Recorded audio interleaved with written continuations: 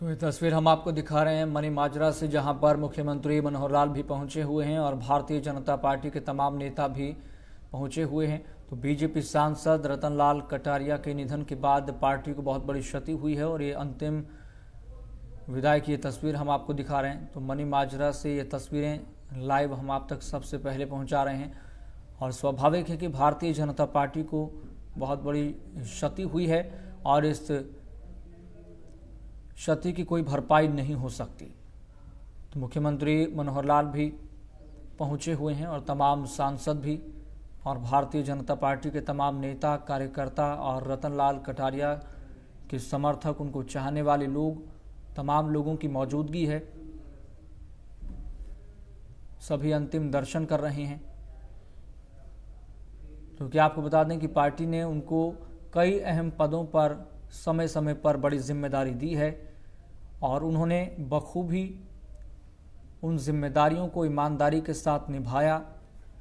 एक साफ छवि के नेता रहे और बड़ी बात यहाँ पर यह रही कि तमाम जो मंत्री हैं हरियाणा सरकार के, वो ये कहते हुए नजर आए कि वो केवल अपनी बात कहते ही नहीं थे बल्कि अपनी बात को मनवाते भी थे। ये इस तरह की सक्षमता उनके अंदर थी।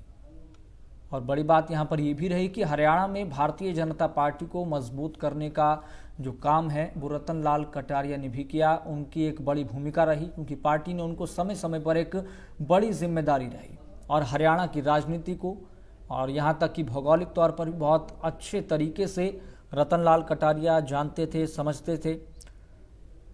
तो 1980 के बाद उनके राजनीतिक सफर की शुरुआत हुई थी।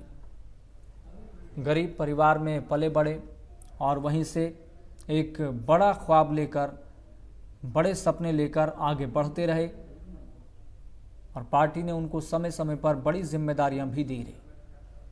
तो पार्टी को किस तरीके से मजबूत किया जाए, क्या स्ट्रेटजी चुनावों के वक्त होनी चाहिए, किस तरीके से आपको बोलना है, समझना है, किस तरीके से कब रिएक्ट करना है, कब जवाब देना है, इन तमाम चीज़ों में उनको निपुणता हासिल थी, इत्माम हासिल था और अपनी इसी क्षमता और इसी कार्यशैली को लेकर रतन लाल कटारिया जाने जाते थे। और बड़ी बात यहाँ पर आप ये देखिए कि अम्बाला से वो सांसद थे और अपने संसदीय क्षेत्र की जो आवाज़ हैं, जो क्षेत्र के मुद्दे हैं, वो लगातार संसद के भीतर उठाया करते थे। प्रमुखता के साथ, अपनी मुखरता के साथ अपनी बात को रखा करते थे। तो एक दिन का राजकीय शोक भी घोषित किया गया है प्रदेश में।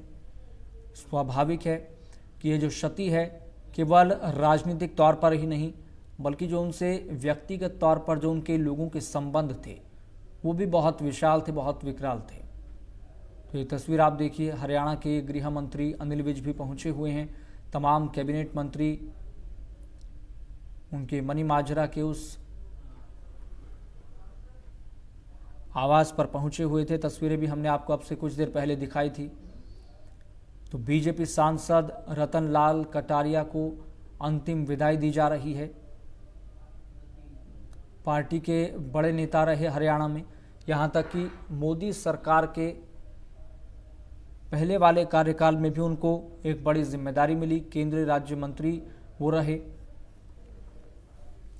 और यहाँ तक कि प्रधानमंत्री नरेंद्र मोदी ने भी ट्वीट कर दुख व्यक्त किया, दुख जताया।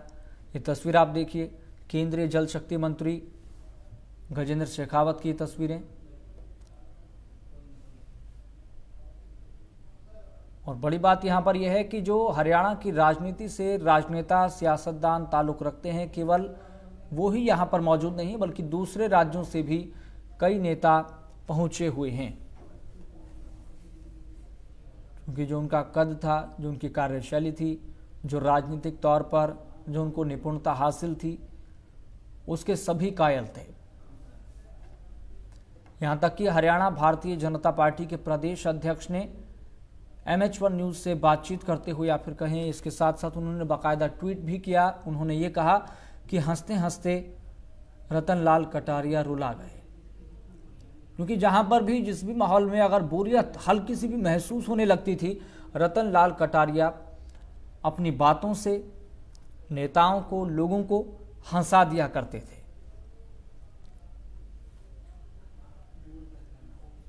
स्वाभाविक है कि परिवार के सामने ये दुखों का पहाड़ है, ये संकट की घड़ी है तो अंतिम विदाई की तस्वीरें हम आपको दिखा रहे हैं।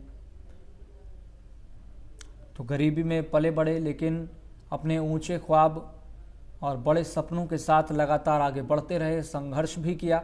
परिवार की आर्थिक स्थिति शुरुआती दौर में इतनी अच्छी नहीं थी और वो इस बात को भली भांति जानते थे, लेकिन उन तमाम परिस्थितियों के मद्देनज़र दिल में एक विचार लगातार वो लेकर आगे बढ़ते रहे कि एक ना एक दिन परिस्थिति ज़रूर बदलेगी। और बड़ी बात यहाँ पर आप ये देखिए कि लोगों के बीच रहना, सक्रिय रहना, उनके मुद्दों को समझना, उनकी शिकायतों का निवारण करना उनकी प्राथमिकताओं में एक रहता था। अपने संसदीय क्षेत्र की वो लगातार संसद में आवाज़ उठाते रहे। तो अंबाला की जो समस्याएं थी उस संसद में भी कई दफ़ा गूंजी। हरियाणा की समस्याएं, हरियाणा के जो मुद्दे थे और राजनीतिक तौर पर या फिर लोगों से जुड़े हुए मुद्दे, वो लगातार उठाते रहे। तभी आज उनको प्रत्येक नेता, प्रत्येक व्यक्ति उनको याद कर रहा है, स्मरण कर रहा है